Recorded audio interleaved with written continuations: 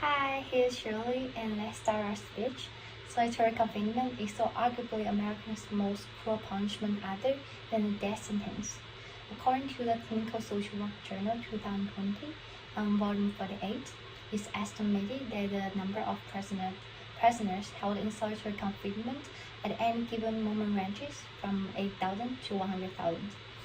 Such a large number is alarming enough for us to discuss this topic properly. In short, solitary confinement is so damaging to a person's both physical and mental health that it has the potential to cripple a person completely by blocking all communication and interaction with the outside. That it should be removed as a form of punishment within the American justice system. Today, I will share with you the problems, causes, and the solutions associated with not banning the solitary confinement as a punishment in prisons.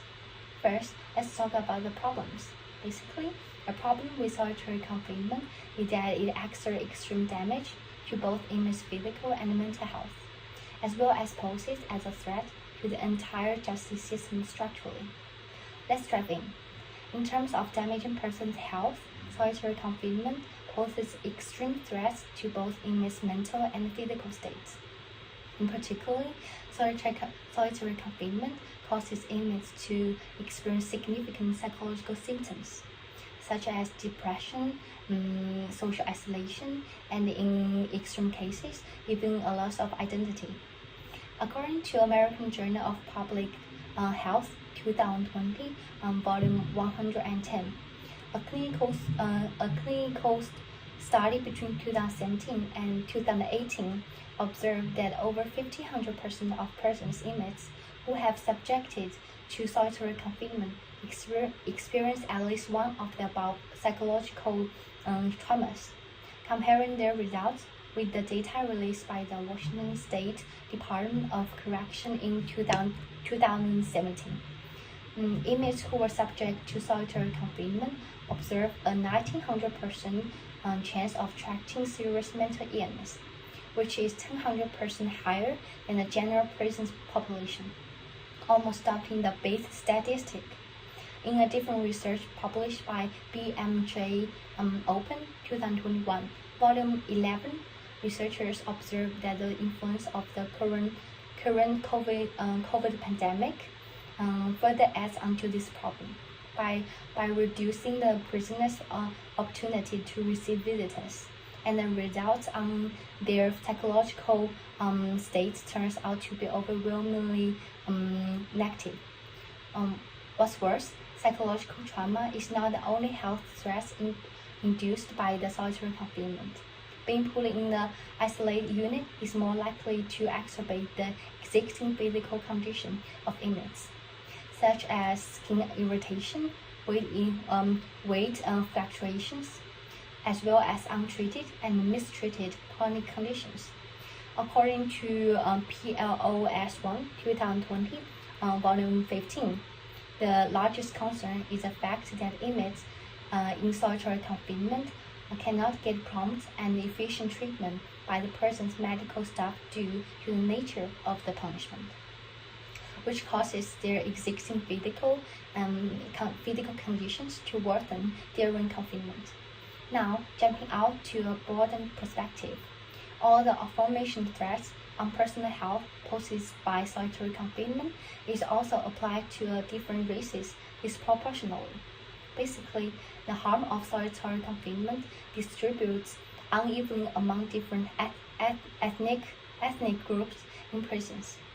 According to the Clinical Social Work Journal 2020, volume 48, solitary confinement is tightly linked to the structural racism in the United States. Particularly, Black American male alone represented 4,500% of prisoners in solitary confinement, and only 600% of the U.S. population, while white American males comprised of only 3,100% of prisoners in solitary confinement, despite making up 6,200% of the U.S. populations. Now that I have talked about the problems, let's move to the causes. One major cause of the problems of solitary confinement is that that it's cost-effective in terms of dealing with unruly prisoners. Solitary confinement is, in a sense, very effective at what it aims to do: reduce violence among general prison population by singling out troublemakers. However, some previous attempts of removing the solitary confinement altogether failed, because there are no cheap alternatives within the current prison environment in America. According to the Health and Justice Journal, 2021, Volume 9, similar attempts at removing solitary confinement as a punishment have resulted in a series of problems, including risk management and the fact that the existing prison's culture is so used to its existence that both prisoners and the staff resist this change. Now that I have shared the causes, let's look at some solutions.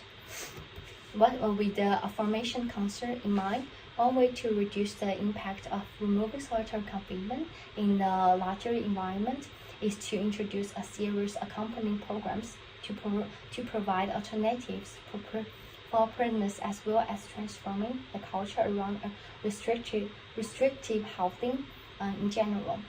One concrete way to this is through internal administrative reform. This includes changing the current prison system from isolating inmates to rehabilitating them. For instance, develop more transitional programs to help inmates to socialize more with the outside world. Researchers at the Health and Justice Journal, 2020, Volume 9, have already examined the viability of establishing step-down programs in Oregon that are preferred by inmates, which is the first step to remove solitary confinement altogether. Meanwhile, experimental reduction of solitary confinement also proves to be viable by more successful examples, such as North Dakota Health and Justice Journal 2021, Volume 9 reported an overall improvement of health and well-being of both prison inmates and the staffs after the reduction of solitary confinement as a part of the larger prisons reform from 2016 to 2020. Clearly, there are some viable solutions to solve this problem. Today, I have shared the problems, causes, and solutions associated with removing solitary confinement within American prisons with you. To judge a civilization instead of its highest achievement, we should look at its worst. In this case, how it treats its criminal instead of dealing them. I really wish to see the prison system be reformed into programs that help them get back into the society. And abolishing solitary confinement is the very first step. Thank you.